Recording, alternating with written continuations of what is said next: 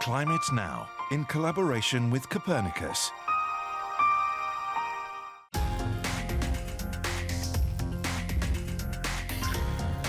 Hello and welcome to Climate Now, and this month we're here in Greece with scientists researching the growing problem of heat stress in the workplace.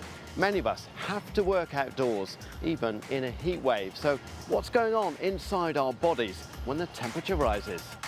It's not our kidneys, it's not our lungs, it's not our heart, although these are also affected, but the central nervous system is the one that first breaks down.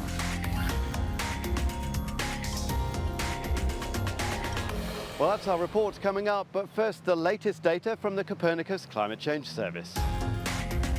March 2024 was the warmest March on record on a global level, with temperatures 0.7 degrees Celsius above the 1991 to 2020 average.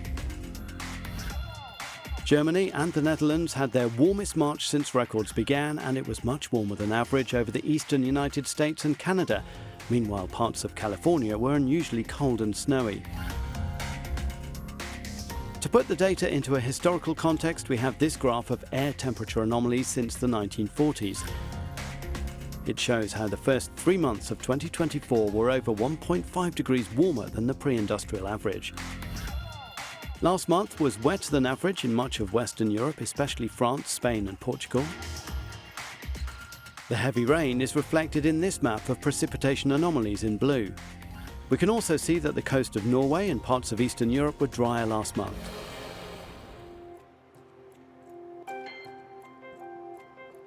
Now to our report on the risks of extreme heat in the workplace.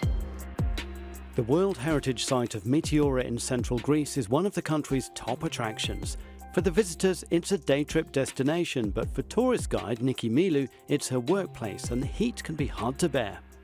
Πολλές φορές έχουμε 35 και πάνω από 35 βαθμούς Κελσίου, οπότε αυτό είναι αρκετά δύσκολο. Climate change means heat waves in Europe are becoming more frequent and intense, and heat stress is a persistent problem for Nikki and her clients. Πολλές φορές πρέπει να περιμένουμε αρκετή ώρα στη σκάλα για να ανέβουμε σε ένα μοναστήρι, οπότε αυτό δεν βοηθάει ούτε τον κόσμο ούτε εμάς να μπορέσουμε να ανταπεξέλθουμε. Like Nikki, a rising number of Europeans are now subject to what's known as heat stress at work. Here at the University of Thessaly, researchers are studying exactly how workers' bodies respond to the heat. Professor Andreas Fleuris leads the research, and today he's studying farmer Athanasios Peristeris, fitting him with sensors to measure his energy use and the temperature outside and inside his body. So on one hand, we need to know how his outer, we call it the shell, outer body feels, but also the core body, which is really important for brain temperature. The next step is to perform heavy manual labour in this chamber, which is warmed to heatwave conditions.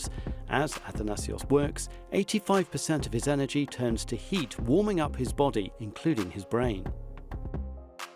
While he's doing this kind of work, his core temperature is rising. And if it rises beyond 39.5 degrees Celsius, his brain temperature will start affecting how his nervous system works. At some point, your brain will collapse, and this will result in a condition that can even lead to death, which we call heat stroke. Back on his farm, Athanasios is hard at work. He admits he suffers on the hottest days.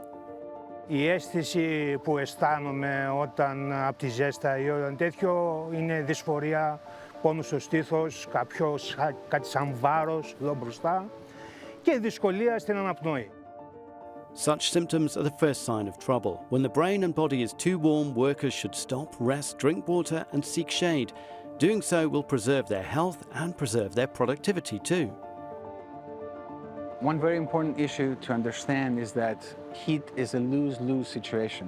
Both the workers are losing their health, but also the employers are losing a lot of bottom line, a lot of financial benefits because of the losses in productivity. But we've seen that with simple and practical solutions, you don't lose any productivity. In fact, you gain productivity instead of losing it.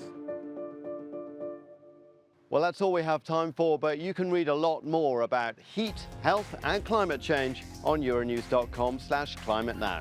And I'll see you next time.